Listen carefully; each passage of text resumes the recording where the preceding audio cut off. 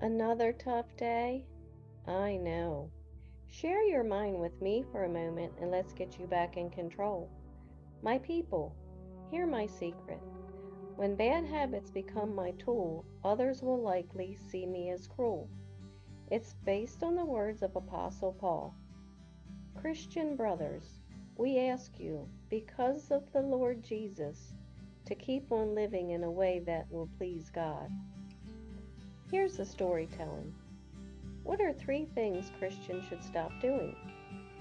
Christian brothers, we ask you, because of the Lord Jesus, to keep on living in a way that will please God. I will continually work on correcting my bad habits. I realize I must continually guard my mind and act like a Christian at all times because Christians and non Christians look to me as an example. I improve my ability to see my flaws and have a strong desire to improve myself. And now the mindset. As Christians, we are commanded to live a life of love and service. However, we do some things that are not in line with His calling. Here are three bad habits I find Christians struggle with and need to overcome so they can do better in following Christ's example. The first is gossiping. We all know gossiping about others is hurtful and often leads to conflict, but it's so tempting. It's how we find justification for our bad habits or things we need to improve on. Hey, what better way than to pick on the flaws of others that we believe are worse than our own faults? It sure is a pick-me-upper. Even more so, participating in the gossip chain is awesome. It's like piling on that football player after the tackle has been made.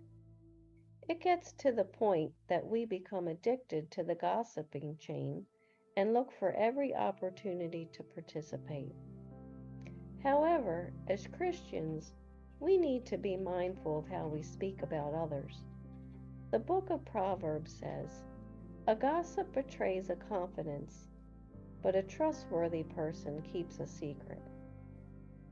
And the book of James adds, "Those who consider themselves religious and yet do not keep a tight rein on their tongues deceive themselves, and their religion is worthless." Thus, at a minimum, gossiping betrays us as non-friend material, and worse as non-Christians. The old folk would say, if you don't have something nice to say about someone, then don't say it. Another adage, if you wouldn't say something to the person's face, it's probably best not to say it. The second is worrying excessively. I admit it may be normal to feel anxious about certain things in life. However, worrying too much can prevent us from enjoying the present moment and trusting in God's plan for our lives. When we focus on our worries, we often magnify them out of proportion, leading to feelings of panic and despair, which, in turn, causes us to not have an uplifting impact on other Christians. Apostle Paul states, "Do not worry about anything, but in everything by prayer and supplication with thanksgiving, let your requests be made known to God."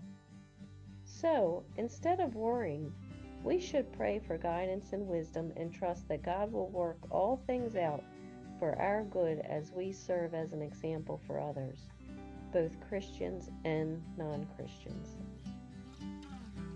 Lastly, there is holding a grudge. Holding a grudge against someone is harmful to our emotional well-being and goes against the teachings of Christ. Forgiveness is an essential part of the Christian faith, and it's something we should all strive to practice in our daily lives. Apostle Paul states, "Bearing with one another and forgiving each other, whoever has a complaint against anyone, just as the Lord forgave you, so also should you." If you're holding a grudge against someone, take some time to pray for them and yourself. You may find it's easier to give them than you initially thought. So, Be that example to others and yourself by improving on those things that will help everyone orient their lives toward God even better. Thank you for sharing your mind with me. For your continued success, hear my secret. When bad habits become my tool, others will likely see me as cruel. Now relax, control your mind, and be as you wish to seem, empowered.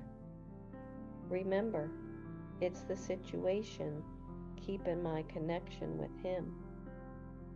I'm Lori Stiff, the Stoicess, and I believe in you.